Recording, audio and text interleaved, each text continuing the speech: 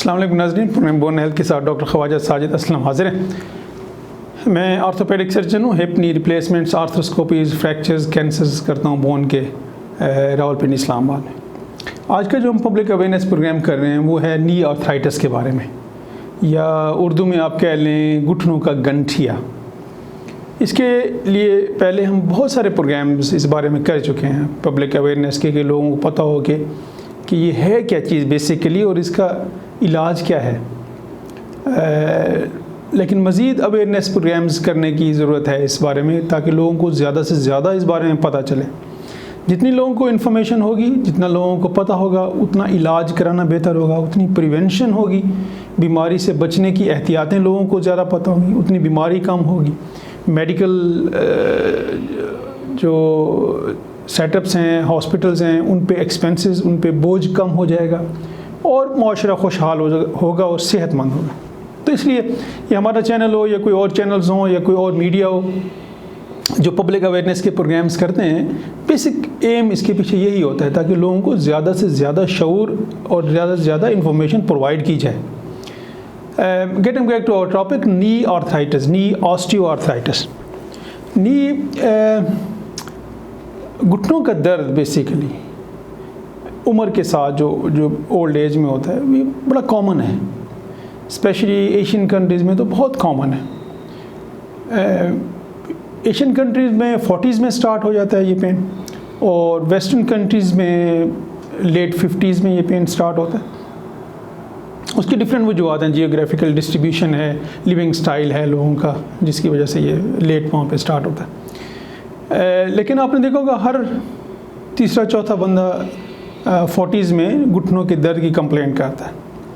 तो घुटनों का दर्द बेसिकली उसकी बहुत सारी वजूहत हो सकती हैं, ज़रूरी नहीं है कि वो ऑस्टियोआर्थराइटिस ही हो, बहुत सारी और वजूहत हो सकती हैं, लेकिन one of the reason osteoarthritis है जो हम आज डिस्कस करेंगे। फिर किसी प्रोग्राम में हम और डिस्कस कर लेंगे कि नी पेन की क्या क्या वजूहत हो सकती हैं। जो नी ऑस्टियोआर्थराइटिस है बेसिकली वो होता ये है कि अगर आपने कभी एक्सरे देखा हो घुटने का, तो वो ऐसे करके होता है। जो बीच में आपको खाली गैप नज़र आता है वो खाली जगह नहीं होती है, वहाँ पे स्पंज की तरह की चीज़ होती है जिसको कार्टिलेज कहते हैं, मेनिस्कस कहते हैं। उसका काम कुशन का होता है। जब आप चलते हैं, दौड़ते हैं, घुटने को हिलाते हैं तो ये हड्डियाँ आपस में नहीं टकराती हैं। अब ये कुशन उम्र के साथ साथ घिस जाता है। जब ये घिसता है तो हड्डियाँ करीब होकर ऐसा ऐसा ऐसा फिर इस तरह जुड़ जाती हैं। फिर आपको हिलाने में ये एक दूसरे से टकराती हैं और दर्द होता है आपको। बेसिकली इसको कहते हैं नी ऑस्टियोआर्थराइटिस कहते हैं, कि घुटनों का गंठिया जिसको कहते हैं। ये वो चीज़ होती है, ये पेन देती है आपको। आप सबसे पहले पेन होता है आपको चलने में। जब आप लॉन्ग डिस्टेंस वॉक करते हैं तो फिर आपको पेन होता है। फिर ग्रेजुअली ये ख़राब होता जाता है। फिर आप घुटने को बंद करके, बेंड करके नीचे ज़मीन पे नहीं बैठ सकते हैं। फिर ज़मीन पे बैठ जाएं तो बग़ैर सहारे के खड़े नहीं हो सकते। और ज़्यादा ख़राब हो जाए तो घुटने सीधे होते हैं तो टेढ़े होना शुरू हो जाते हैं। जब ऐसा ऐसा टेढ़े होना शुरू हो जाते हैं तो फिर आपने देखा होगा पेशेंट को चलते हैं तो ऐसे लचक के चलते हैं, क्योंकि एक टांग छोटी होती है, एक टांग बड़ी होती है, तो फिर वो लचक के चलते हैं। और ज़्यादा ख़राब हो जाए ग्रेजुअली तो फिर ऐसा ऐसा उनकी मोबिलिटी कम होते, पहले वो आधा घंटा चल सकते थे, फिर 15 मिनट, फिर 5 मिनट, ऐसा ऐसा वो फिर व्हील चेयर पर आ जाते हैं। और ज़्यादा ख़राब हो जाए, बेड रिडन हो जाते हैं ग्रेजुअली।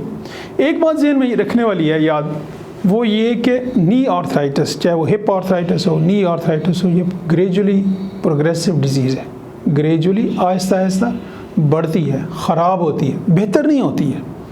ये लोगों का गलत ख्याल है कि ये दवाइयों से ये ऐसे ठीक हो जाएगा, ये रिवर्स हो जाएगा, बिल्कुल ख़त्म हो जाएगा। ग्रेजुअली स्लोली ये ख़राब होगा, बेहतर नहीं होगा। हाँ, कितनी जल्दी ख़राब होगा ये कहना मुश्किल है, because it varies from person to person. हर इंसान में ये मुख्तलिफ़ तरीके से प्रोग्रेस करती है।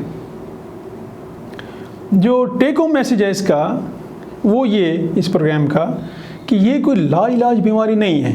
बहुत से लोगों का ख्याल है कि ट्रेडिशनली यही समझा जाता था कि जब आपको घुटनों का दर्द शुरू हो जाए तो इसका मतलब आप बूढ़े हो गए, अब आपने बाकी की ज़िंदगी इसी दर्द के साथ गुजारनी है। लेकिन जो ये पब्लिक अवेयरनेस प्रोग्राम करने का मकसद है, जो लोगों को अवेयरनेस क्रिएट करने का मकसद है, वो ये कि ये अभी लाइलाज मर्ज़ नहीं है, इसका मुकम्मल इलाज है।